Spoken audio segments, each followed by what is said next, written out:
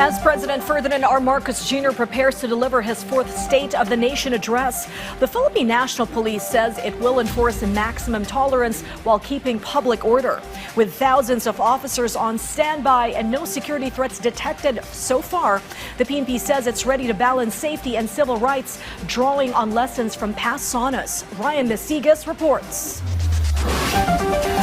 The Philippine National Police or PNP assured that they will implement maximum tolerance when implementing security measures for the fourth State of the Nation address of President Ferdinand Marcos Jr. Torre made this statement during the civil disturbance competition conducted by the NCRPO yesterday. According to the Chief of the National Police, they already anticipate the different opinions of the public every time the President's SONA takes place. That's why they are preparing for it strictly. The Commission on Human Rights also participated in the CMD yesterday, where Torre assured that human rights remain alive in the country. Reaffirming our commitment to the Commission on Human Rights that the Philippine National Police is fully committed towards the protection of the human rights of each and every Filipino.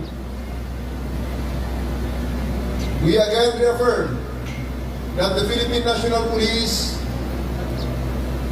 will stop at nothing to ensure that each Filipino right is protected, enhanced, and each Filipino citizen has the ability to exercise his human rights, his civil rights, and all the other rights that is accorded to him by our Constitution. Torre emphasized that no matter which situation they face on the day of the SONA, they will do their best not to use force against those who attempt to cause trouble.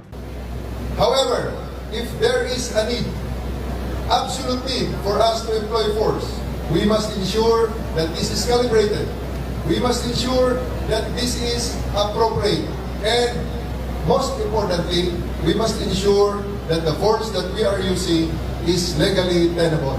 As of now, they are 100% ready for the SONA. Around 12,000 to 13,000 police officers will be deployed from the National Capital Region Police Office or NCRPO and neighboring police regional offices from Calabarzon and Central Luzon. The PNP has not received any threats related to SONA. We have learned from the past.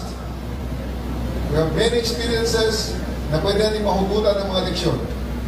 Kung kaya ito ay ating gamitin lahat at ating isipin, ito ay para sa ating bayang Pilipinas. Earlier, the PNP stated that for the President's fourth SONA, they will once again activate Task Force Manila Shield to guard the borders entering Metro Manila.